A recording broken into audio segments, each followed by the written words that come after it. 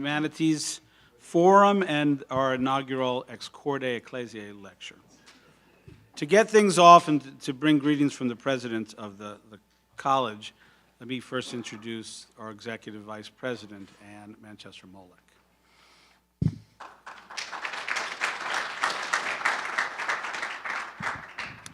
Thank you, Jim, and welcome to this afternoon's lecture. Father Saccard is sorry that he could not be here today. Something took him away for the weekend, but he did ask me to extend his appreciation to all of you for your presence, and especially to President John Garvey. Where are you, John? Here you are. Coming up from Washington, thank you.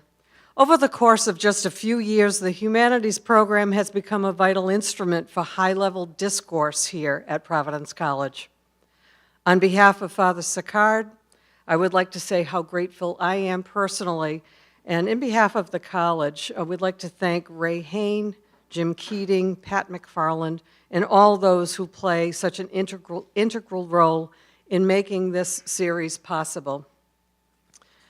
The Humanities Forum takes a step forward today with the first of many lectures reflecting on the importance and complexity of Catholic higher education.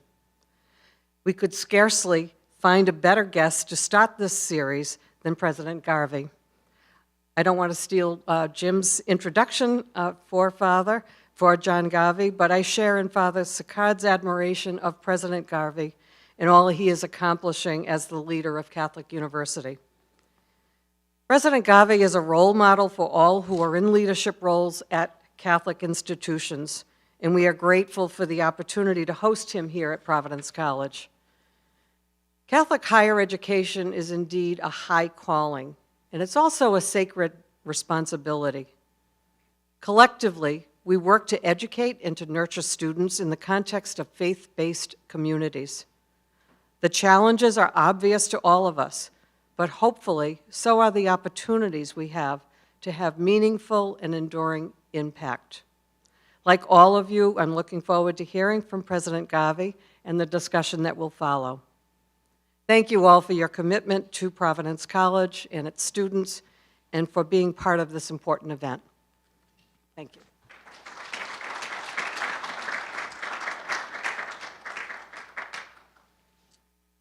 Thank you, Ann. Although the Humanities Forum is privileged to host many speakers over any given academic year, this afternoon is a special occasion.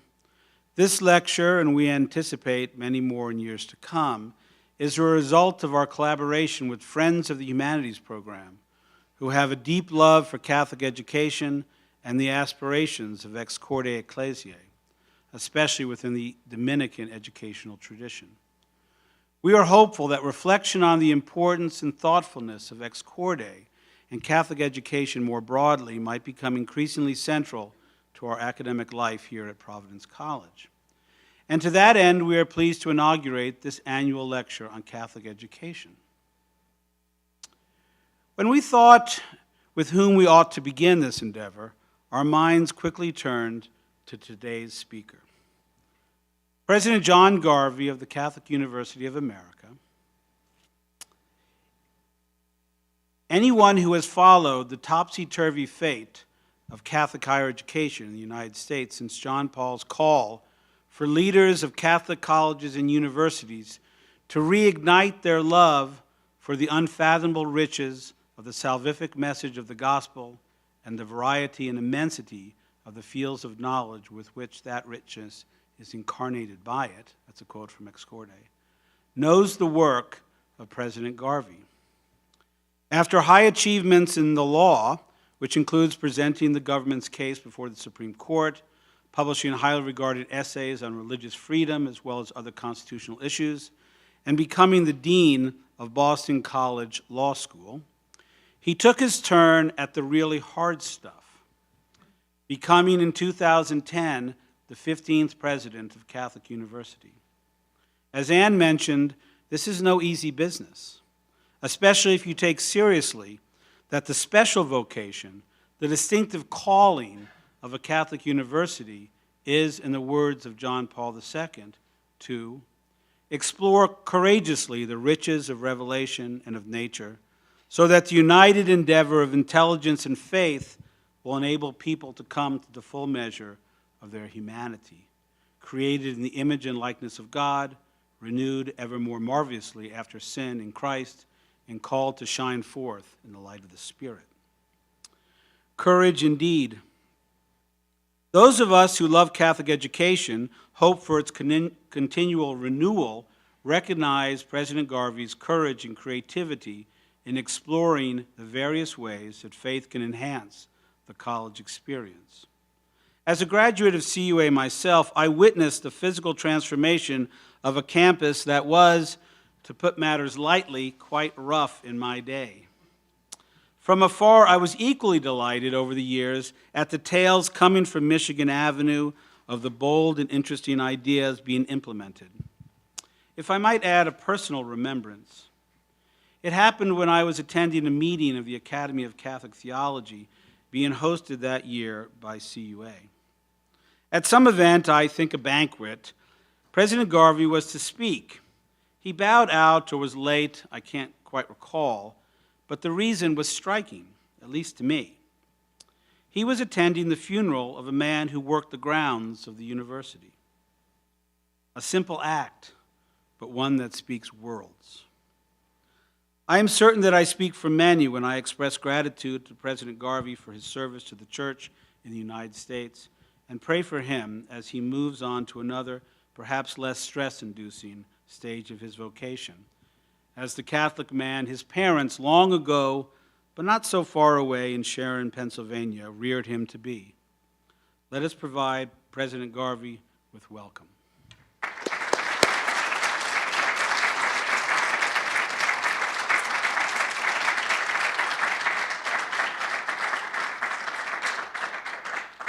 Thank you for those nice words, and thanks for inviting me. It's so nice to see so many of you. I assume some are sleeping over from the last class, or there's been a requirement that somebody attend. Anyway, it's great. I'm always insecure about nobody showing up for my talk, so it's really great to see so many of you. I've been invited to speak about this apostolic constitution on Catholic education called Ex Corde, Ecclesiae, a phrase that means from the heart of the Church. In 1990, Pope St. John Paul II addressed this document to Catholic universities around the world. I, myself, at the time was teaching at the University of Kentucky, but I had an interest in Catholic higher education and aspired to send my kids to Catholic colleges, which led me to start working at those places so they could get free tuition, because we used to tell the kids, none of this college tour for you. Your daddy is a school teacher, so you're going to go where he's teaching, and you better get in. Anyway, this document attempted to describe for Catholic universities what the essential attributes of a Catholic university were. And in the 19th and first half of the 20th centuries, this was more or less self-evident. The faculties were predominantly clerical. At my own institution, we had only priests. And the students, and they were only graduate students at the time, were themselves priests pursuing studies in philosophy and theology.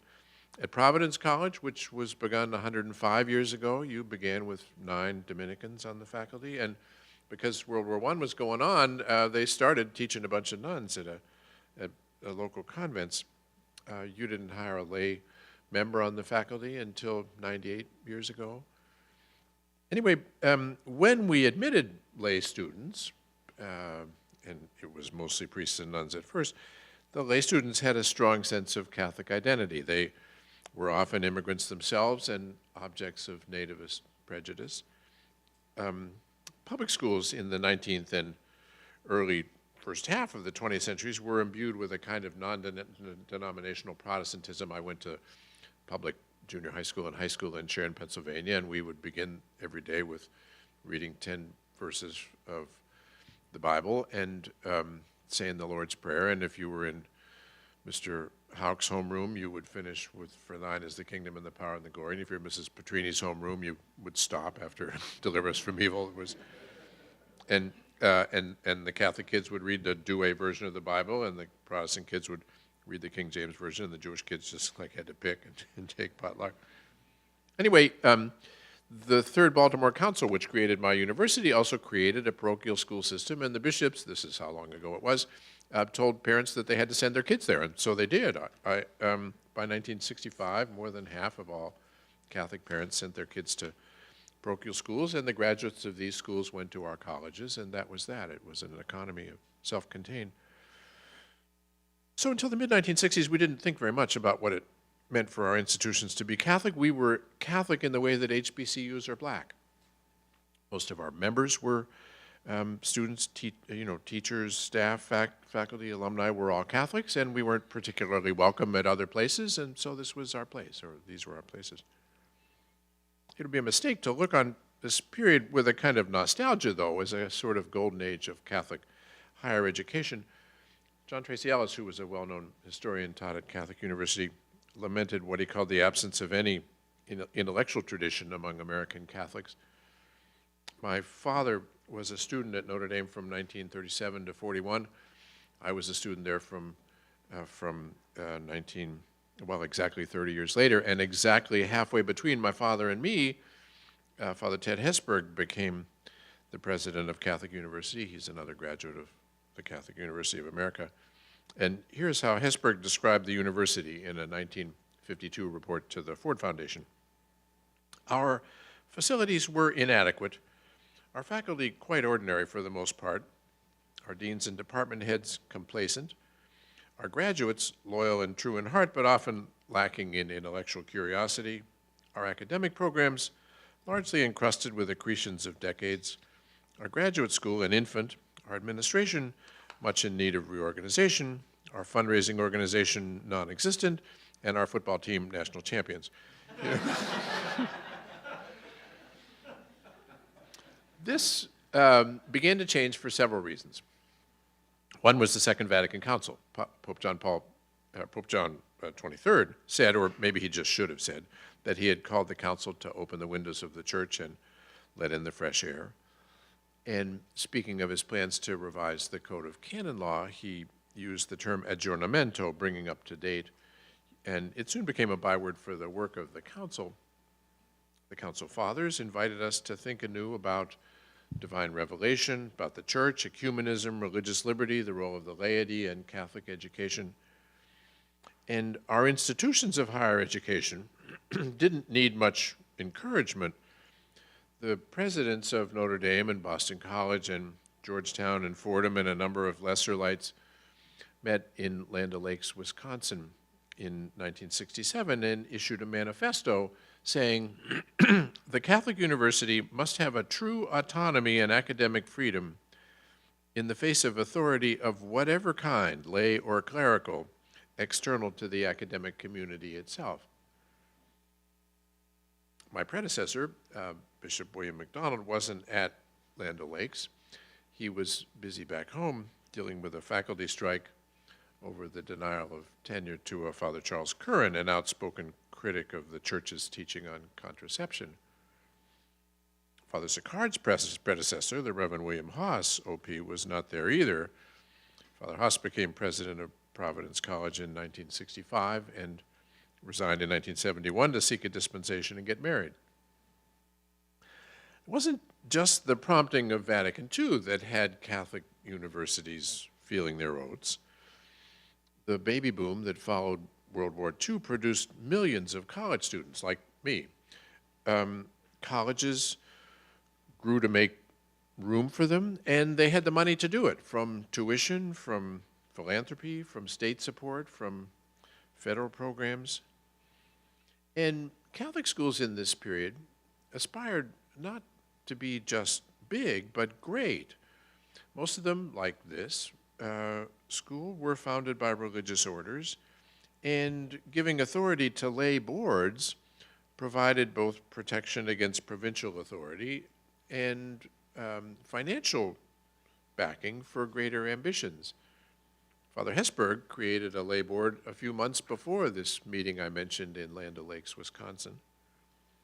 And the same year, my freshman year in college, he launched the biggest campaign in Notre Dame's history to raise $55 million over 5 years. That was a lot of money back then.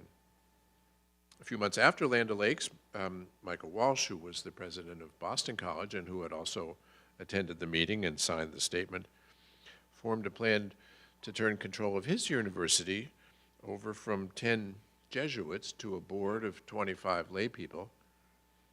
The Jesuit trustees still had some reserved powers, which they relinquished 4 years later. This shift in governance from religious to lay was paralleled by a shift in faculty ranks, first of all from the members of the founding religious orders, the Dominicans, the Jesuits, the Holy Cross Fathers, the Ursulines, the Sisters of Mercy, from members of the founding religious orders to lay teachers like me, and then from members of the Catholic Church to bright young academics from a variety of other religious traditions. In the pursuit of greatness, our best Catholic schools chose as models other private schools that outranked them in the U.S. news and in academic prestige and in the popular imagination. My old friend, Father Bill Neenan, S.J., the former academic vice president of Boston College, said at the time, "It's inappropriate to ask a job candidate their religion. When we're hiring an economist, we're interested in hiring the best economist." I don't think that the people running Catholic universities at this time intended that they should lose their Catholic character. They just had unwarrantedly optimistic views about what it would take to maintain it. In 1986, preparing for its regular reaccreditation visit, Boston College opined that the necessary thing was that, as they put it, a critical mass of the faculty should be familiar with the Catholic intellectual tradition, and all should regard spiritual as well as moral questions as worthy of serious exploration. The notion of a critical mass was a popular way of expressing what was needed in the way of Catholics on campus. The metaphor, as some of you know, comes from atomic physics, where it means the minimum amount of fissile material that's necessary to sustain a nuclear chain reaction. If, for example, you use a neutron reflector, you only need about 11 pounds of weapons-grade plutonium to achieve critical mass. Peter Hans Kolvenbach, who was the superior general of the Jesuits from 1983 to 2008, may have had this analogy in mind when he opined that one Jesuit who is truly a Jesuit can be all that is needed to guarantee the authority or Jesuitness of the university. But we all know how that worked out. As a disappointed theologian at St. Mary's observed, we hire computer programmers, experts in finance, literary deconstructionists, all without regard to their faith. We start graduate programs in various professional arenas, all without regard to religion.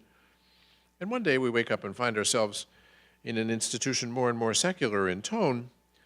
Some of us are as shocked as Claude Rains in the movie Casablanca when he hears that gambling is going on in Rick's Cafe.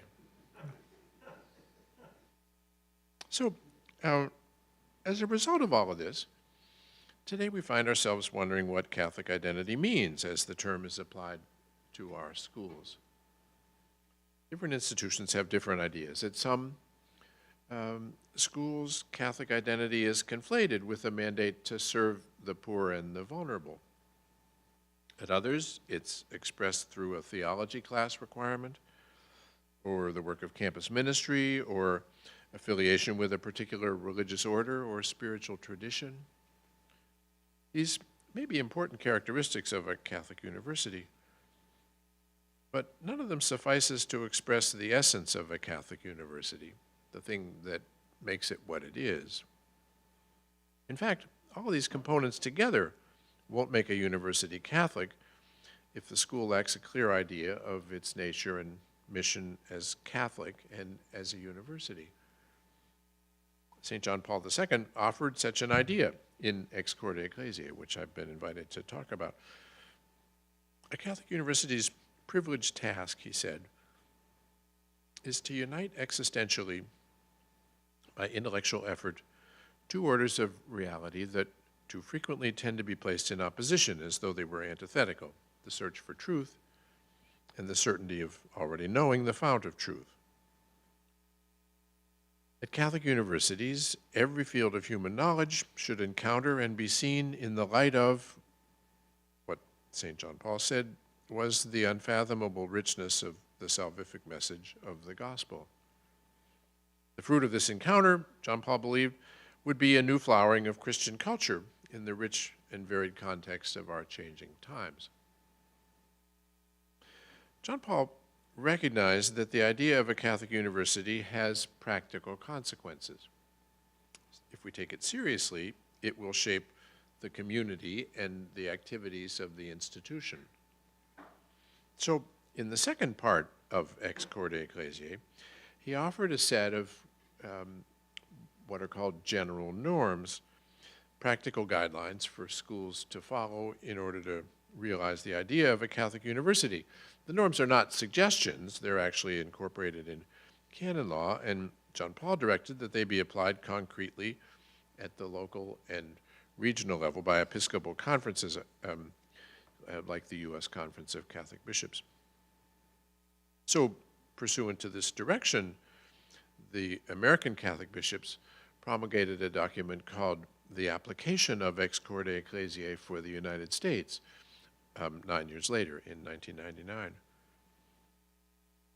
So I want to focus my remarks today on one of the norms from Part 2 of Ex Corde Ecclesiae.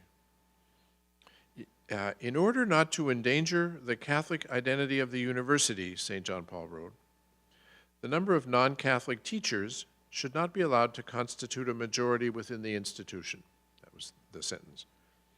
The American bishops reiterated the point in their application and said it the other way around. The American Catholic bishops said in the application of Ex Corde Ecclesiae, the university should strive to recruit and appoint Catholics as professors so that, to the extent possible, those committed to the witness of the faith will constitute a majority of the faculty. All professors are expected to be aware of and committed to the Catholic mission and identity of their institutions. I think that this is the most important norm laid down in the Apostolic Constitution. It is essential for realizing the Catholic university's role in advancing a Christian culture. I also think that if a university adheres to this recommendation, it will be Catholic. If it does not, it won't be. And it's as simple as that. To explain why I think this is so, I want to give a few examples and then explain what my theory is. Let me give two historical examples about flourishing Christian cultures. I think, or I hope anyway, that they can help us to understand what conditions help a culture to thrive and produce what John Paul called distinctive and wonderful works. Let me begin with 17th century Rome. One of the nice things about my job is because we have on our faculty or in our institution what are called ecclesiastical schools, meaning they give degrees that authorize the recipients of the degrees to teach in seminaries or at other pontifical faculties. For that reason, the grants of tenure in our schools of theology and philosophy and canon law have to be approved by the Vatican. So I go over there to do business with them. Actually, my own appointment had to be approved by the Vatican, and my brothers and sisters were mightily surprised that, that I survived the scrutiny and got the job. Anyways, so a number of times a year I'll go to Rome for meetings of the Congregation for Catholic Education. I also serve on a couple of agencies there. There's one called AvaPro, the Agency for the Evaluation and Promotion of Quality in Ecclesiastical Schools and Faculties. So I'll go there for these AvaPro meetings. I should say, I mean, this sounds pretty cool and sophisticated, and the members of this agency, it's sort of like a Catholic accreditation agency for ecclesiastical faculties, and the members of it are currently from Poland, Norway, France, Spain, Italy, Nigeria, and the United States. And so they all have native language, Norwegian or French or Spanish or whatever. But of course, since it's Rome, they would do their business in Italian when they have their meetings. But because I'm on the committee and I'm such a monoglot, they all speak in their third language for the meetings. They do their business in English for my benefit, because I don't say I add a lot to these meetings. But it gets me to Rome, which I enjoy. And I have to say, I've never gotten tired of I've fallen in love with the city of Rome. When I was a boy, I used to think Paris was the most beautiful city in the world. I went to school there. I worked for a law firm there when I was in law school, and I hadn't gone back to Rome until the year 2000. One of our girls was going to school there, and I hadn't been there for 35 years. And man, it was the year 2000, so they were fixing everything up too, which in Rome doesn't happen all that often. Anyway, it was just beautiful then, and I was reminded all these years later when I started going how beautiful it is. And one of the things I love about it are these Baroque churches that seem to occupy every different piazza. I confess that I confuse them often. There's Santa Maria della Vittoria, Santa Maria della Pace, San Andrea della Valle, San Andrea al Quirinale, and so they tend to have similar names and tend to have a lot of similarities in their features. Renaissance architecture, if you know Rome, think about the Palazzo Farnese, tended to be rectangular buildings, kind of mathematically precise ratios of height and width and so on. But in the Baroque period, they started introducing rounded curves and ovals that seemed to be in motion. That was part of what they were trying to sell. Think about, you're all familiar with the pillars that hold up the Baldacchino in St. Peter's. These are Bernini's pillars, and they it's almost like, I don't know, fire going, or smoke going up. They twist around like this. Or San Carlo alla Quattro Fontane is, there are these convex and concave curves on the front of it. This is designed by Borromini, another contemporary of Bernini's, and also of Pietro di Cortona. He was the guy who designed the facade of Santa Maria della Pace, which looks sort of like a stage, with concave wings on it. So that they have these outsides and interior features like this. Another thing that they have really magnificent ornaments, sculpture and painting that's kind of built into the church. Like Bernini's got a chapel in Santa Maria della Vittoria that's there's a famous ecstasy of Saint Teresa in this. It caused sort of a scandal at the time, but the ecstasy of Saint Teresa is in the chapel, and it's situated in a way that light coming in from a hidden window seems to shine heavenly rays on the sculpture of Saint Teresa. It isn't any accident these churches are using similar kinds of styles and techniques. One of the great patrons of these buildings was Alexander VII, Fabio Chigi, the Pope in the mid-17th century. So he was a patron of both Bernini and Cortona, and he once made a joke that in the competition that he was having, Bernini and Cortona shouldn't be allowed to see one another's drawings because they had a tendency to copy one another. So I remember some years ago I was giving a talk at Castel Gandolfo, and I went into the city at lunchtime and paid a visit there to the Church of St. Thomas of Villanova. And it was designed by Bernini, and it was built in the 1658 to 1662 or so.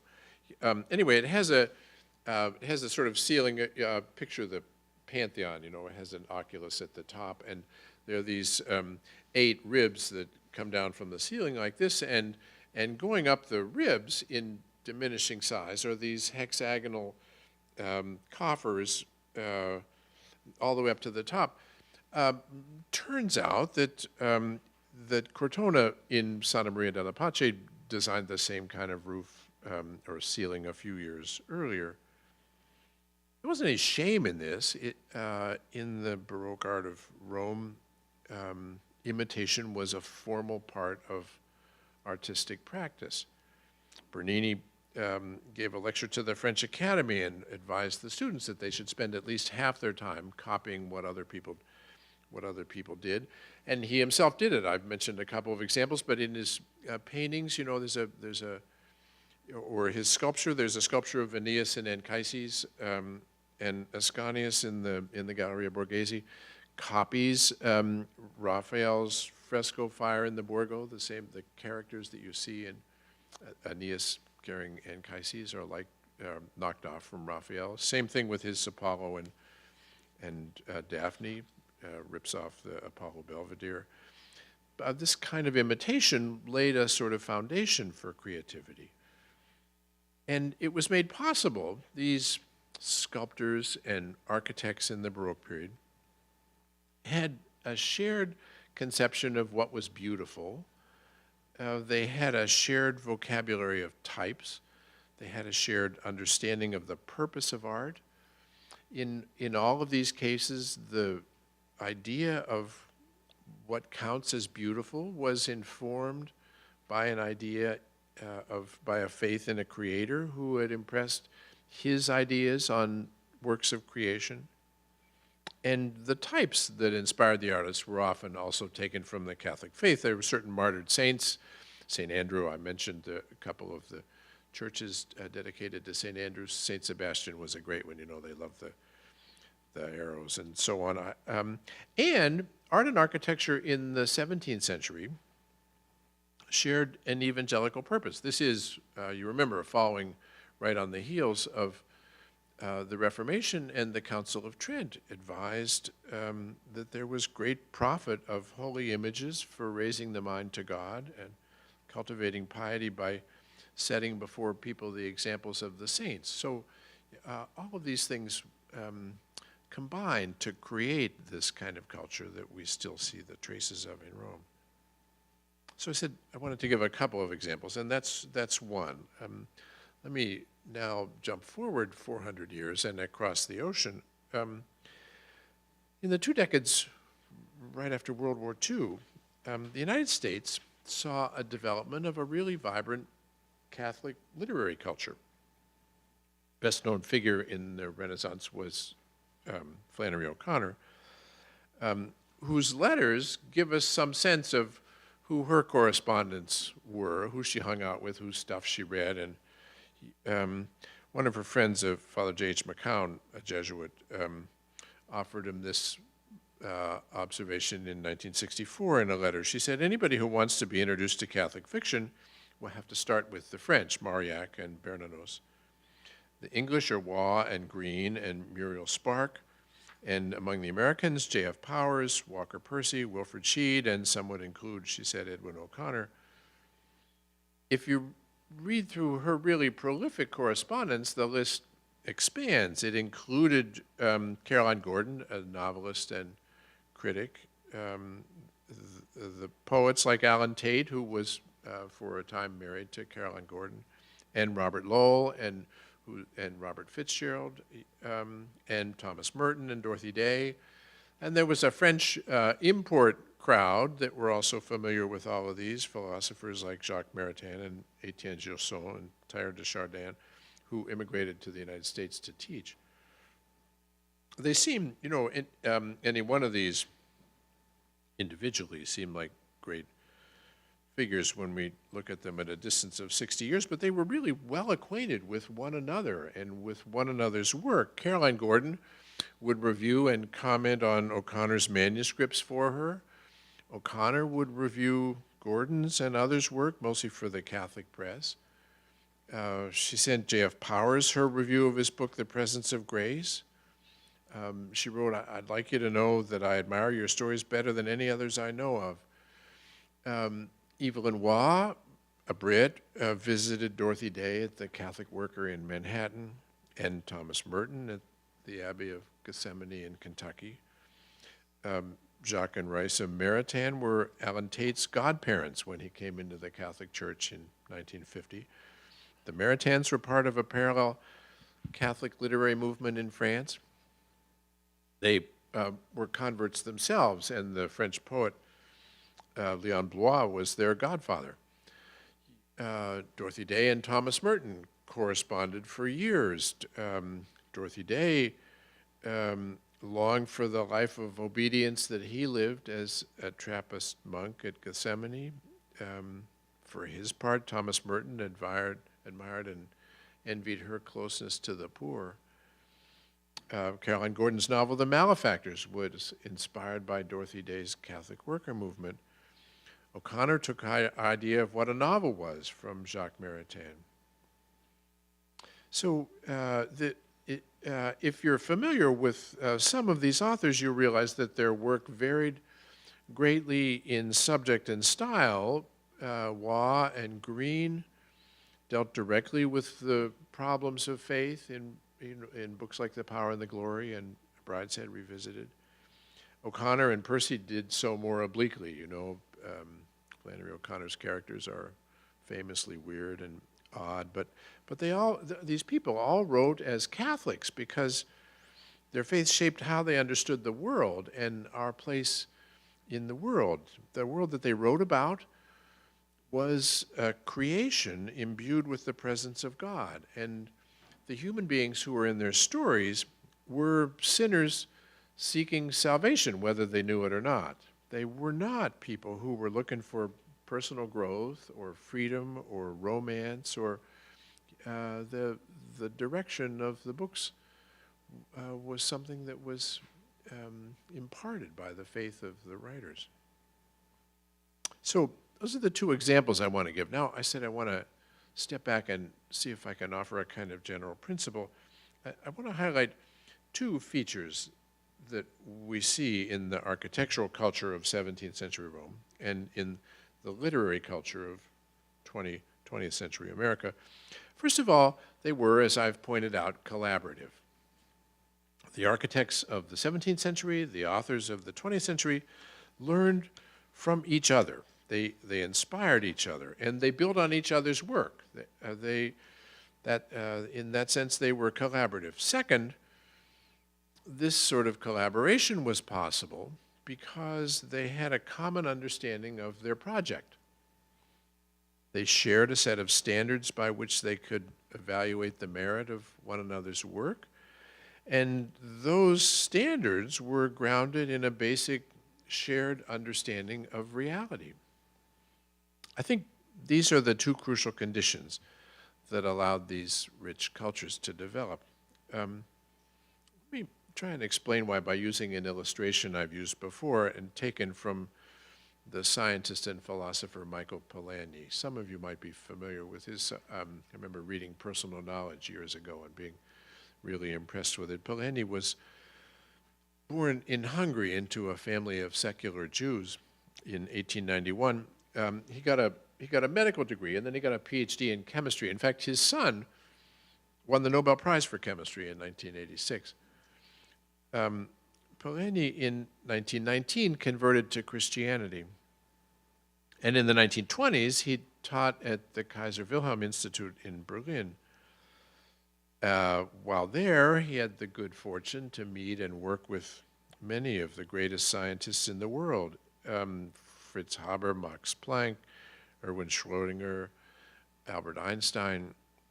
And he got to see firsthand how some of the most brilliant minds in the world interacted with one another. He was, as I say, a pretty famous scientist, but he's actually better known for his writings about epistemology, like Personal Knowledge, the book I mentioned, and social science. Anyway, in 1962, he gave a lecture in the United States at Roosevelt University that was entitled The Republic of Science. And it's about building intellectual communities. Polanyi observed that science is a particular kind of joint task that requires what he called the spontaneous coordination of independent initiatives. He compared it to a group of people working around a table putting together a jigsaw puzzle. He said when they're in this project of putting together the jigsaw puzzle, each person works on putting the puzzle together in sight of the others, so that every time a piece is fitted in by one helper, all of the others immediately watch out for the next step that becomes possible in consequence, maybe for them, maybe for somebody else. And the more helpers that we have working on the puzzle, the faster it all goes, provided we're looking at one another. He says, notice how this is different from a dozen people who are hired to shell peas, for example. There, each worker can tend to her own pile. The total number of peas shelled and the time it takes to shell them won't vary if the workers are isolated from one another, if each one's put in a cubicle and not looking at the others, or in a separate room with the doors closed. With the jigsaw puzzle, the workers have to work in sight of each other so that each time somebody fits a piece in, the others can see what further steps become possible. This is what we mean by saying the work is coordinated, not that there's one central direction, but rather that it's coordinated spontaneously among the workers. But it's also independent. There is no single authority dictating what piece goes where, or you lose the benefit of the multiple workers. And so each person acts on her own initiative. That's what makes them so effective. This kind of collaborative effort wouldn't be possible, he says, if each person had a different idea about what the task was. He said, imagine if somebody thought that the pieces had to be stacked rather than interlocked. That would slow things down.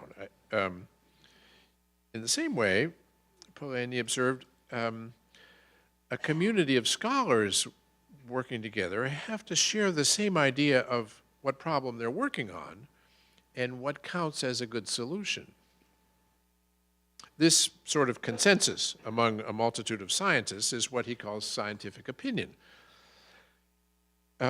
It's not one set of principles held by everybody. He says that each of the scientists is competent to judge only about his or her own area, molecular biology or subatomic physics, or each person judges by his or her own small corner of studies and will have some sense of the standards in immediately adjacent areas.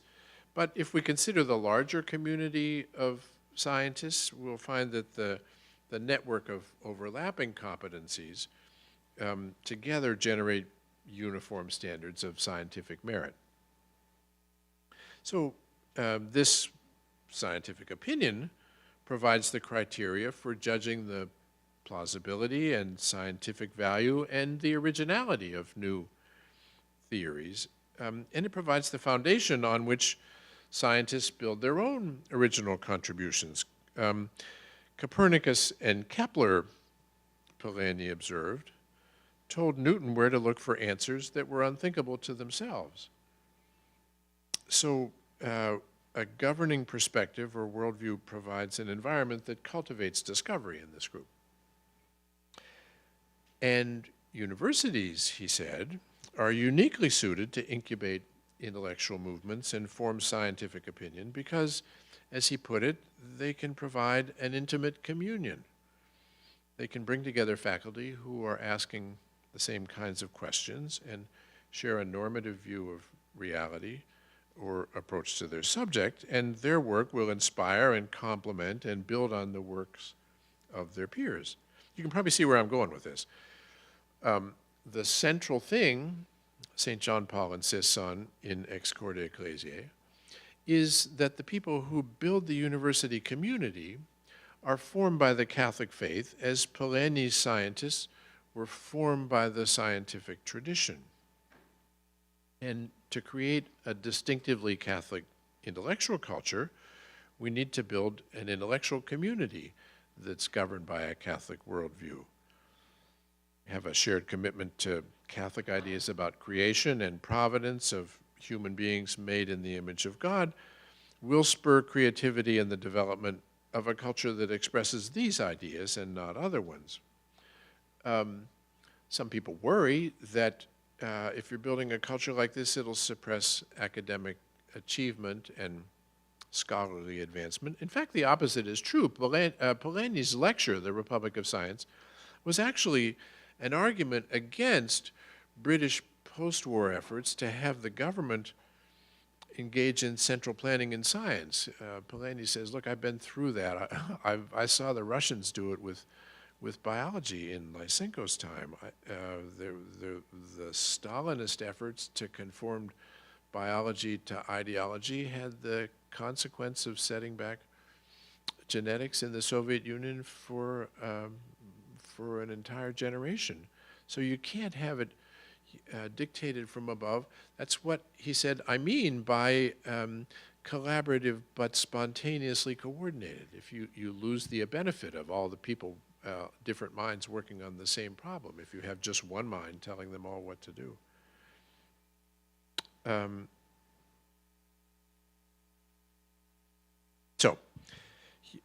But having a shared culture like this is also the foundation for the scholarly achievement that we hope for. And successful academic communities, he said, share a common orientation in their intellectual enterprise. So, let me say something about the students, because when we talk about building a Catholic university, we naturally focus on the faculty because they are the people who create the culture. The Friars basketball team adds life and entertainment to Providence College, and I think the sport adds an important element to the collegiate experience of the players. I should say I'm a huge fan of college basketball, although I'm a Kentucky fan, no offense, but for the rest of the student body, basketball is really just a marketing investment to draw customers to the college so they can learn what the professors have to teach them. At the same time, we should not lose sight of the fact that the university exists not for the sake of having a basketball team, nor even for the sake of providing employment to the faculty. The university exists in order to educate the nearly 5,000 students whose tuition pays to run the place. And on this point, Corde Ecclesiae quotes Vatican II's Declaration on Catholic Education, Gravissimum Educationis. Here's what it says. Catholic universities exist so that the students of these institutions become people outstanding in learning, ready to shoulder society's heavier burdens, and to witness the faith to the world. So, how does the Catholic community envisioned by St. John Paul prepare our students for these responsibilities? Let me close with two observations on this point. Here's the first one. For many of our faculty, there is a natural connection between their academic discipline and the faith they're handing on. Catholic University, my own, has 4 semesters of philosophy and theology in its core curriculum because we want our graduates to be acquainted with the Church's sacraments and teachings and the philosophical foundations of what Catholics believe. But I'm often asked, what is Catholic about architecture or law or business or biology? Let me offer the example of architecture, which I touched on earlier. 2 years ago, we were hiring a dean in architecture, and in advance of the search, I had a meeting with the faculty. I said, I'm a lawyer. People are always wanting to call me Dr. Garvey. I'm not even a doctor. I didn't write a dissertation. I'm just a guy. And I'm certainly not an architect, so it's not my job to tell you how you ought to run the School of Architecture. But I will say I see no point in the Catholic University of America supporting a School of Architecture unless it is in some serious way Catholic and adds something to the intellectual life of America that you couldn't find at the University of Maryland or Emory. I said I could imagine several ways in which that might be true. I said you could, for example, embrace a Franciscan vision, by which I mean Pope Francis, not St. Francis. You could be interested in affordable housing, in sustainable design that moderates the use of materials and energy and space, in LEED certified buildings and eco-friendly city planning.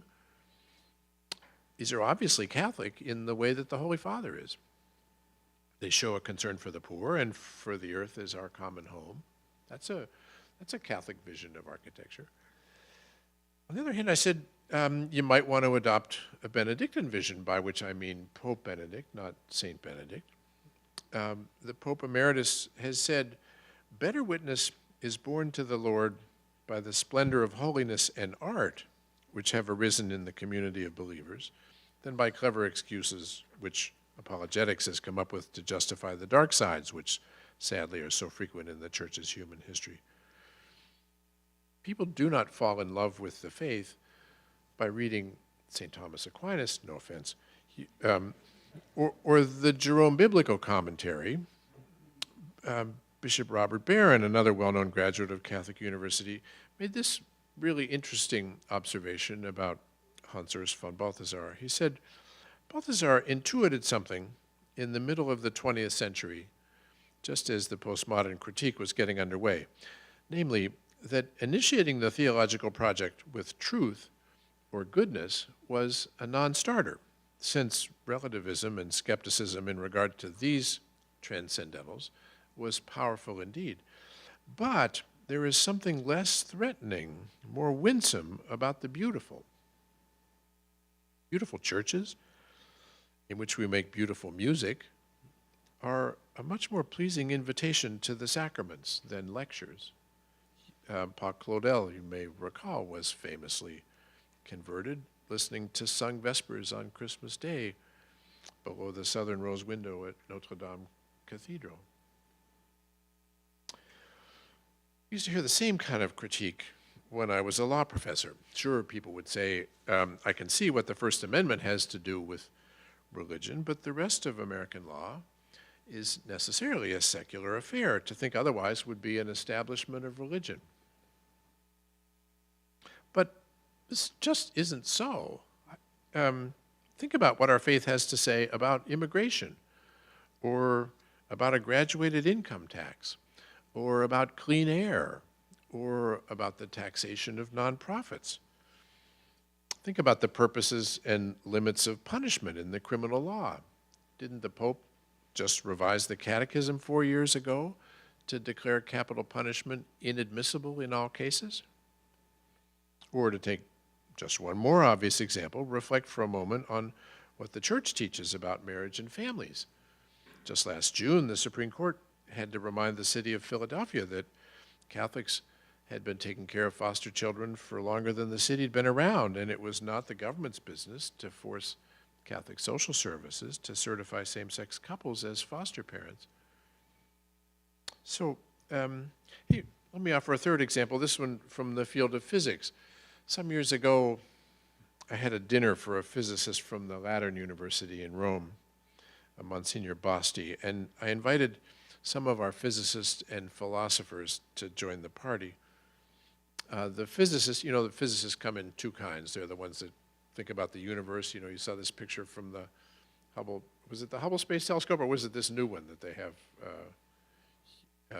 There's a picture of a star. I don't know how they know that this star, the oldest star ever seen, 12 billion years ago, like a billion years after the Big Bang.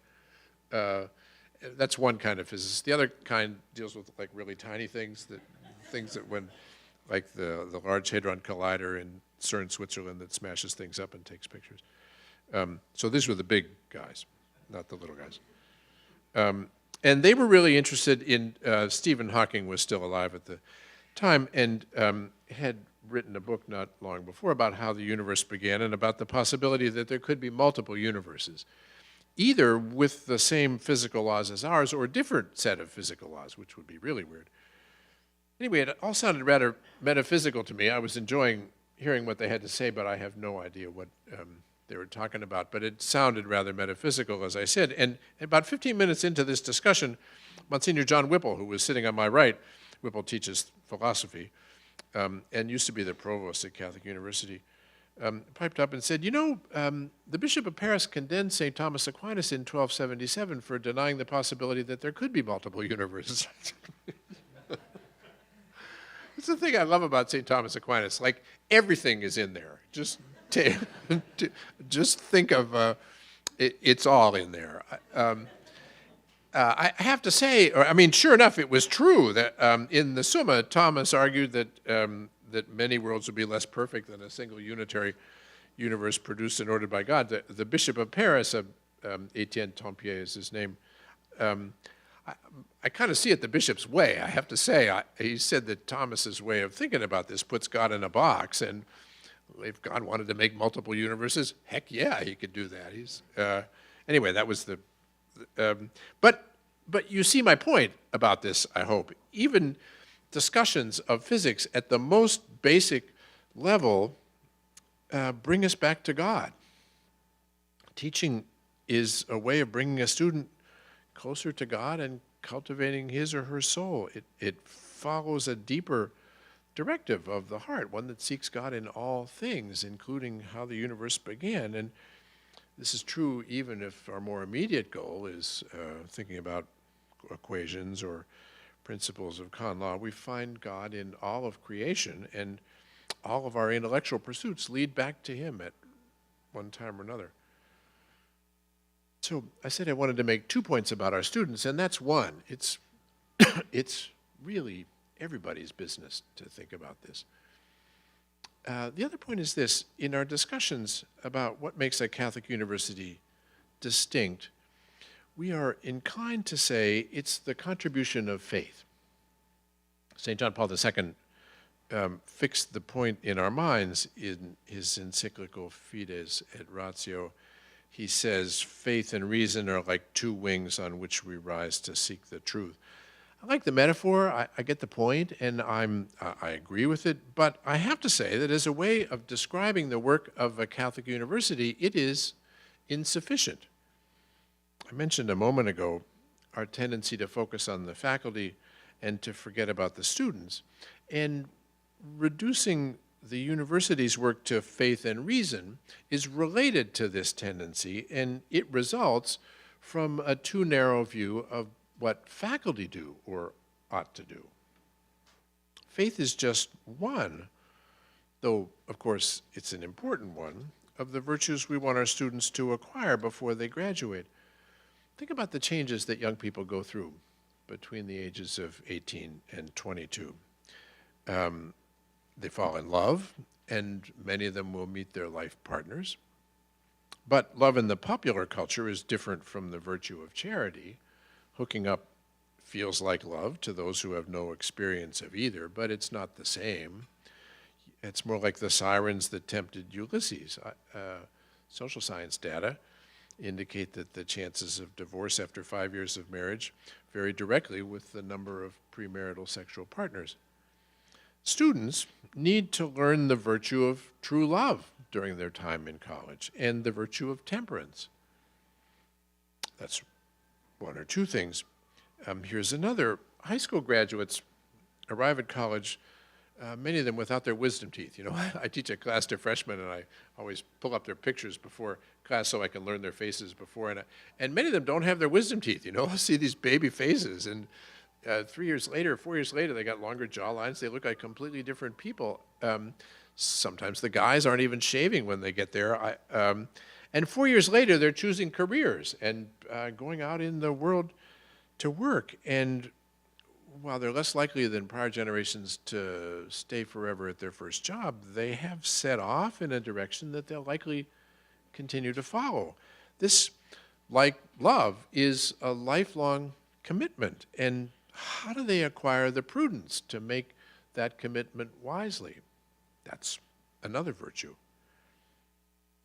When I began college, I wasn't old enough to vote. This was before the 26th Amendment, but I was only 17 anyway. Since the passage of the 26th Amendment, this is something that most college freshmen will do for the first time. And participating in civic life is a responsibility that we, in all countries, not just America, assign to adults and not to teenagers, because it takes some growing up to acquire the virtues of wisdom and prudence and justice, and cultivating this is another of the university's responsibilities. As St. John Paul said in Corde, Ecclesiae, the Christian spirit of service to others for the promotion of social justice is of particular importance for each Catholic university, to be shared by its teachers and developed in its students. Nowadays, on the organizational chart of a Catholic university, we tend to assign responsibility for cultivating the cardinal and the theological virtues to people other than the faculty. The Office of Student Affairs has charge of student affairs, romantic and otherwise. At Providence College, it comprises the Counseling Center, Residence Life, Student Health, Title IX, and Sexual Harassment. We have a Center for Career Education and Professional Development that is charged with helping students find their vocation in life. Was not always so. Faculty once played a more important role in the formation of students, teaching them not just the virtue of faith, but hope and charity and prudence, justice, fortitude, temperance. At the middle of the last century, the 20th century, Providence College had a population of 86 Dominican friars, many of them living in residence halls with the students. They were not alone in that arrangement, I have to say. My last employer, the Jesuits at Boston College, lived with the students. When I was in college, I had a young Holy Cross priest, Father Claude Pomerleau, who was my friend throughout his life, as my RA in my freshman dorm at Notre Dame. We spoke then of universities acting in loco parentis, and the phrase was not inaccurate. But as religious orders that founded most of our universities declined in number, and the faculty became predominantly lay, like me, the faculty also tended to be married and to live lives off campus and away from students. And it was convenient for them to hand off the business of student formation to professionals. They had their own children, after all, and to concentrate on research activities that mattered most for professional advancement. But I have to say that in doing so, I think we have disserved our students. Professional faculty, or prospective faculty, sorry, interviewing with me for jobs in mechanical engineering might ask me what being Catholic has to do with teaching students about fluid mechanics and heat transfer.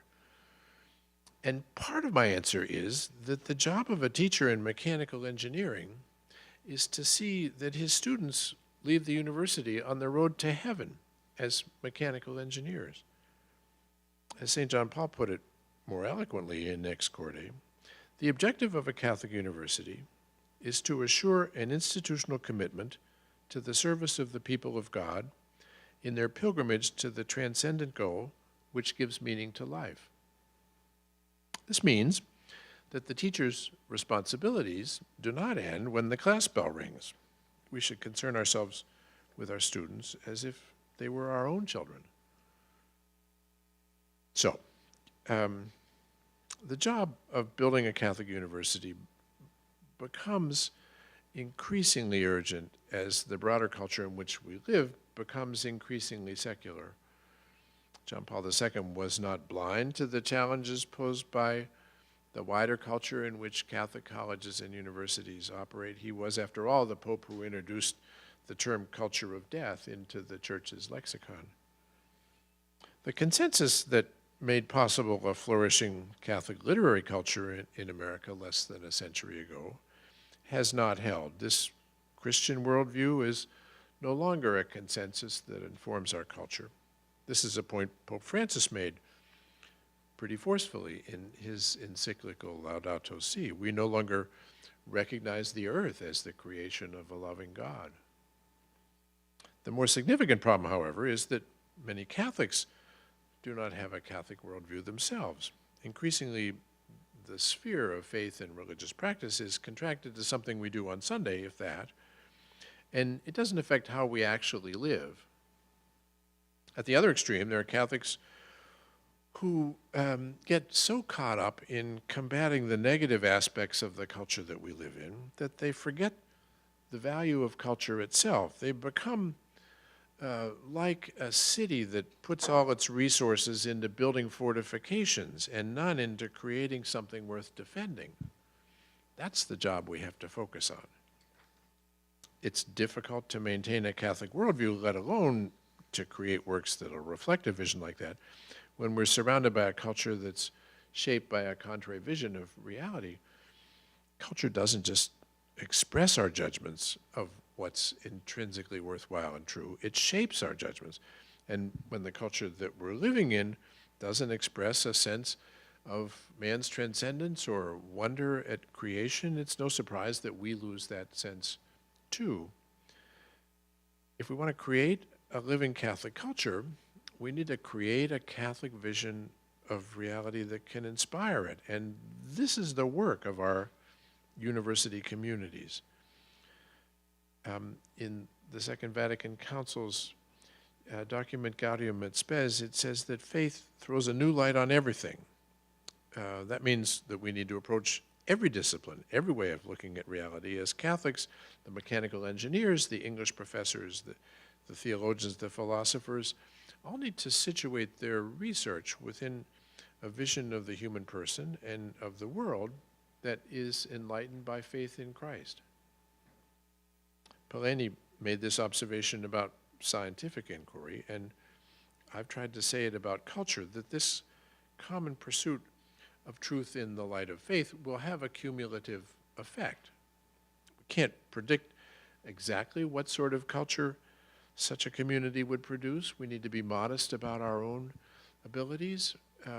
I've said to our architecture faculty, I'm no architect, I can't tell you what it ought to be, but you tell me, what do you have to offer as a Catholic university?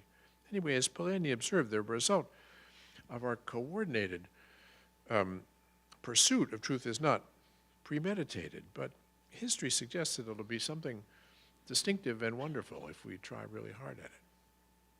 So, I was asked to talk about Ex Corde, and there you are. I'm happy. What's the...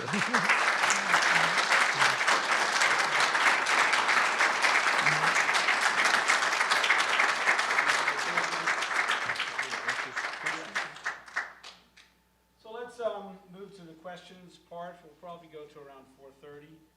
Dr. Hain will field. I'd like to start with students, if that's possible. Back there, over here.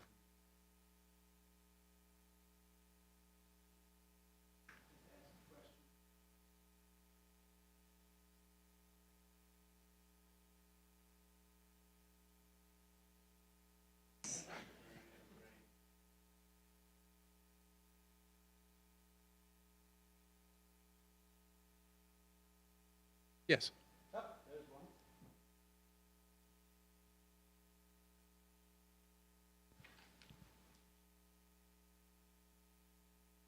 Like, if you had to choose one thing, like present day, what would be like the biggest struggle of a Catholic university today in like maintaining that like culture?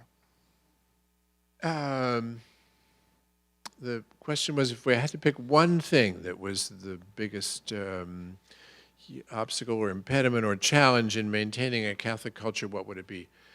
I'd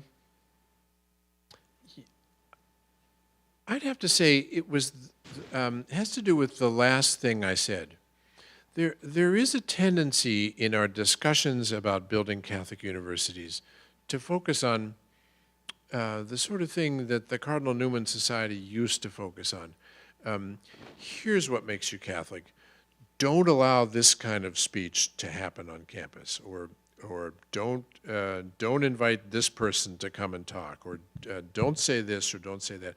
To focus on keeping the culture outside us at bay. The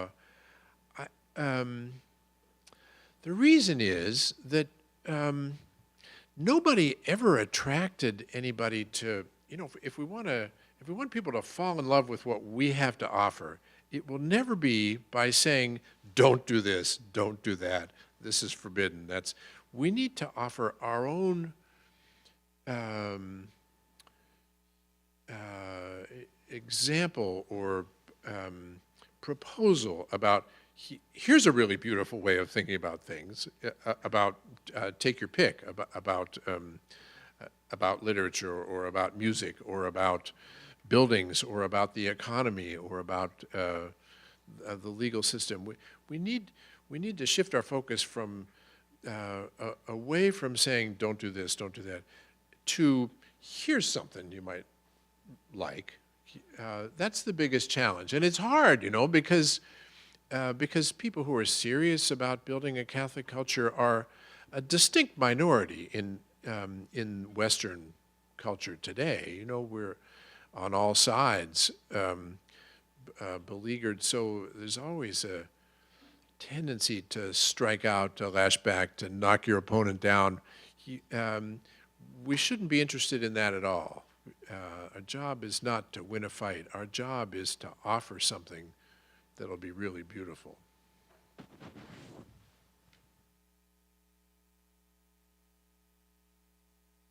Thank you for speaking with us, Dr. Garvey. I'm not a doctor. Okay, I'm just Mr. a guy. Garvey. I don't want to be disrespectful, so I'm just making sure.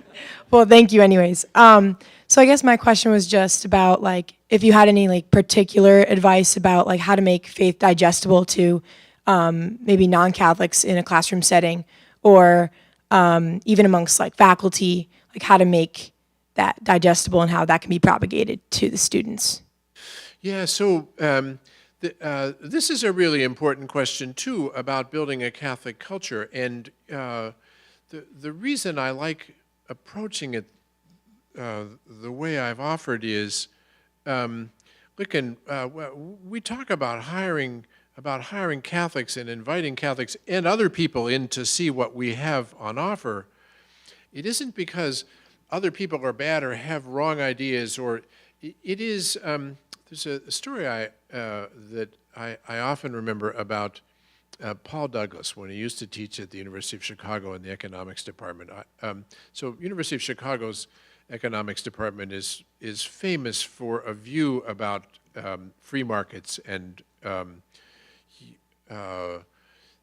for years there are probably 24 people who have won Nobel Prizes from who were faculty or students or TAs or connected in one way or another with the University of Chicago's economics department. And Paul Douglas, who was a kind of Keynesian economist, later a senator from Illinois, taught there for a while when Frank Knight was the chair of the department. And he went in to complain to Frank Knight, saying, you know, Frank, they won't hire any people around here like me. And Frank said, right, that's not our project. We're not about Keynes and, you know, what can the government do for our project is a different one. There's a place for that. It's called Yale or something else, you know. It's not that these are bad or different. It's just that if we want to build the University of Chicago's economics department, that's what we need. Or here's another example, which I have less sympathy for. The most important architectural movement in the 20th century was the Bauhaus School. If you've been to Chicago, you will recognize Bauhaus architecture. It's about straight lines, black and white colors, very functional buildings. The form of the building follows the function. That was their saying, form follows function. We do this sort of thing. And, you know, all of these boxes that populate big cities were the creation of the Bauhaus School.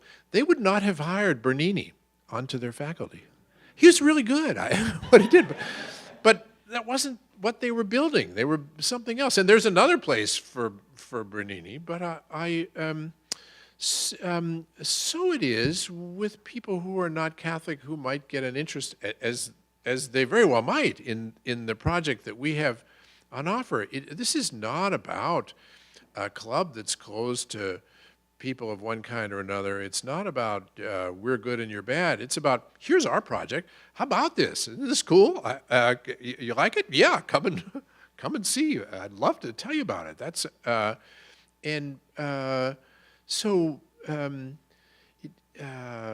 that's the thing. You know, this is not a sort of discrimination akin to the problem about you know, bad ideas, don't allow them here.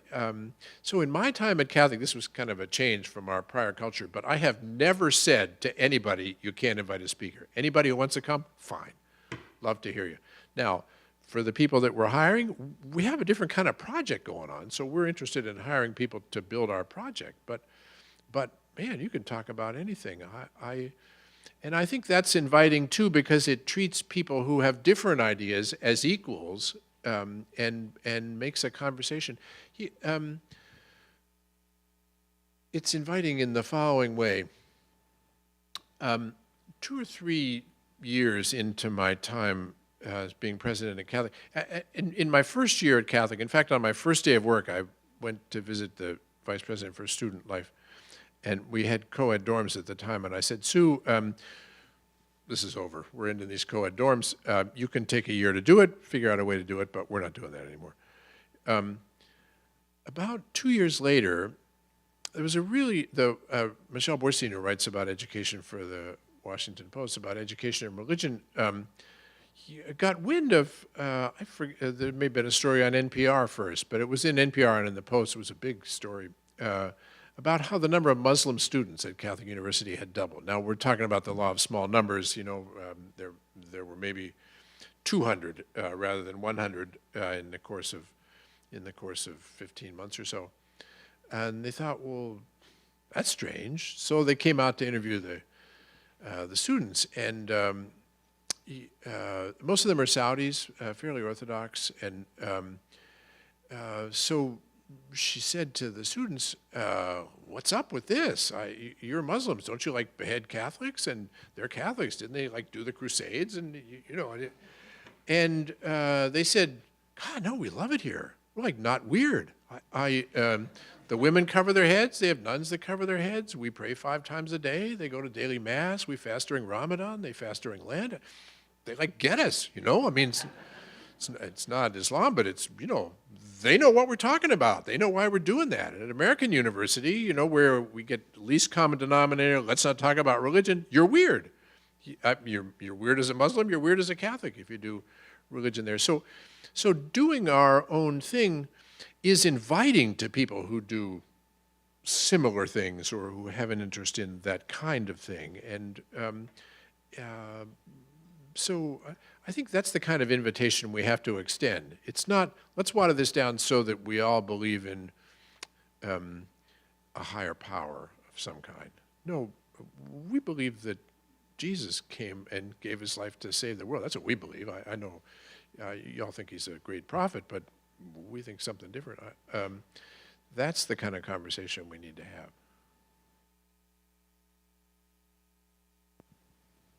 Yes.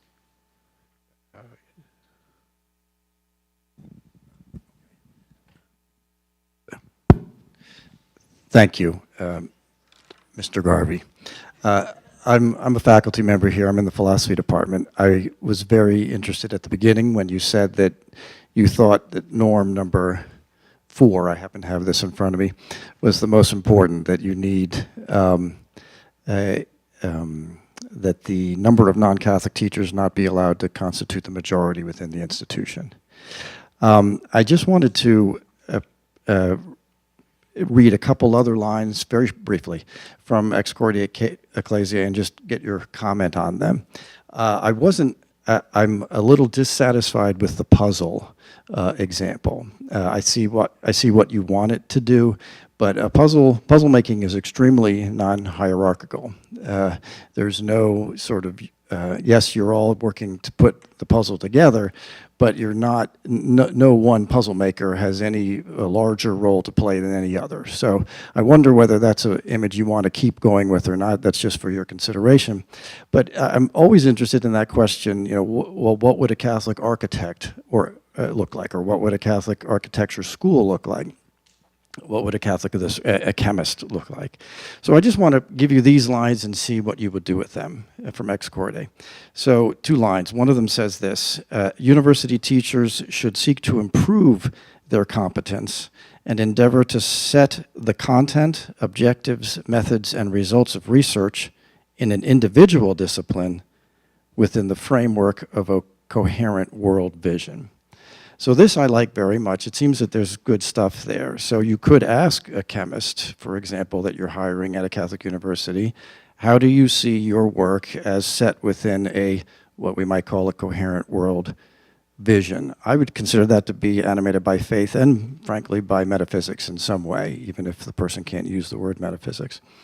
And the other one is that I've always liked very much from Corde, this line. In the communication of knowledge, emphasis is then placed on how human reason and its reflection opens to increasingly broader questions, and how the complete answer to them can only come from above through faith. It seems to me that it would be legitimate at a Catholic university to ask someone you're hiring in any discipline, how would you refer students to other disciplines? How might you refer them to philosophy, even if you can't answer a philosophical question yourself or a theological one? How might you be able to refer them to broader questions? So I offer that to you, and I would very much appreciate your reflection on those couple of texts. So let me say something about the first of those points which you mentioned, which I actually tend to agree with myself. You said that the Republic of Science is non-hierarchical, and that, in fact, is the point that Polanyi was trying to make. He was arguing against hierarchical control of. In the same way, I find Ex Corde Ecclesiae itself and the bishop's application of Ex Corde Ecclesiae in the United States to be exceedingly modest proposals in precisely the same way. Pope John Paul in Ex Corde says, look at, we really believe in academic freedom, and I'm not kidding. The bishops say, we really believe in academic freedom. He says, it's not for us to say what the business of a university is. We're bishops. We're not, I mean, he was actually an academic himself, as was Benedict, but, you know, as a rule, popes are not academic guys. And the same is true of our bishops, for the most part.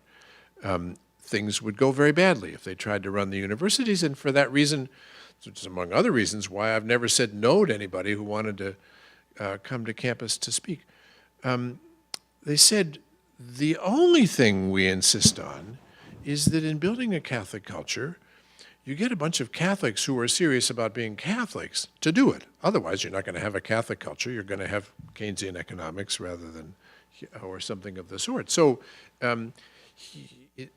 that's what I particularly like about his Republic of Science and about the governing authority of scientific opinion. Because he doesn't say that there aren't rules and that anything goes. In fact, he says there is such a thing as scientific opinion that tells us whether this is a good invention or not, whether this is a good idea or not. There will be things that deviate from it, and the only way of telling whether these are original creations is to ask all of these people who have the same vision of what science does, and that translates very nicely into the way I think our Catholic universities ought to be run. As for the other points, one of the things that I love about Providence College and about my own school is that they take seriously the role of philosophy and theology in the education of everybody who goes through them. You know, whether they're chemists or musicians, understanding the larger world or the larger view of the world in which their discipline operates is something that's informed by philosophy, theology, and so on. And it's not just a game that philosophers play. It's actually connected to how you ought to live your life as a musician or an economist. Or, I love the passages that you were referring to. So, Ma'am, I saw in the back there. I've got the talking stick. Sorry. Go ahead. Thanks for being here, President Garvey, and congratulations on your tenure. People always congratulate you when you're leaving. It's something that I've started to notice. Finally got out. You made it. You noted the increasing secularization of our culture, and as that tenure comes to an end now, I'm interested in any reflections you might have on recruiting, hiring, and retaining that kind of Catholic faculty that you note is so important to creating that Catholic university. You know, as the world gets more secular, so the pool of those kind of academics and professors who understand their vocation precisely as a vocation and who can contribute to the building up of that Catholic university will grow smaller as well. So after these years leading Catholic University, how'd you do it? I used to have rosier views about this than I do now. I used to think that every Catholic university ought to operate this way. I now think your question suggested that there aren't enough of them to go around. Now, if it helps, any number of those schools are circling the drain and won't be around, so there won't be so much competition for them. On the other hand, I have to say that I'm continually heartened by these kind of spontaneous developments or they seemingly spontaneous developments of really interesting Catholic intellectual stuff going on. The Eastern Province of the Dominicans, who have a house of studies right across the street from us, man, they're on fire. I love the smart guys that they're bringing in. They're killing it. I mean, as a same thing with the Ann Arbor Dominicans. I remember Mother Assumpta Long was the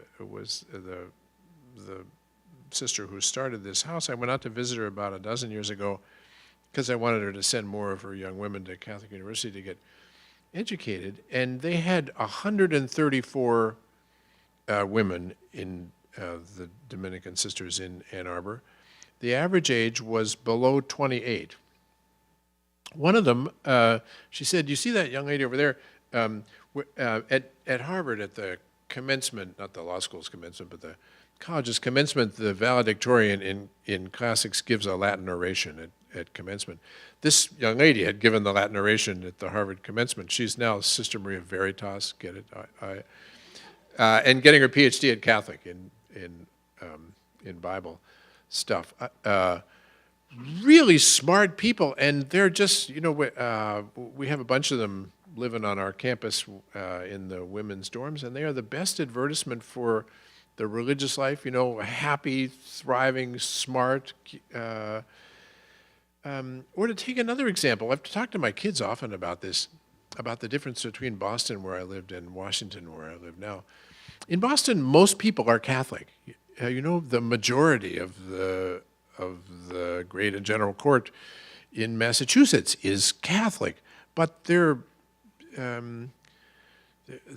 Jeannie said, my wife's a convert. She's more of a Boston Brahmin, but she's become a Catholic. But she said, these Catholics in Boston are just so insecure, and I think it's about the Brahmins. They're afraid to say, this is what we believe. Oh no, we're no different from you. We'll abortion, yeah, we're for it. I take your pick. Whatever cultural issue is on the left in Massachusetts, they're for it. In D.C., where I live, mind you, 95% of the District of Columbia voted for Joe Biden, and 93% voted for Hillary Clinton. So it's a left-wing town. It has a fabulous Catholic culture. Part of it's about Catholic University and a few people from Georgetown, but great. Great high schools, the Heights and Oakcrest, Brookwood, Avalon, really serious Catholic high schools. The Catholic Information Center is all the smart young professionals go there. The think tanks like the Ethic and Public Policy Center, the Heritage Foundation are run by Catholics. The American Enterprise Institute used to be run by Catholics. They have a really lively Catholic intellectual life that's like out there about, it's not afraid of anybody, but they're who they are. So there aren't enough of these to populate all of the Catholic universities in the country, but for places like us, like you, that really want to be serious about it, and there's a lot of good people out there looking for jobs.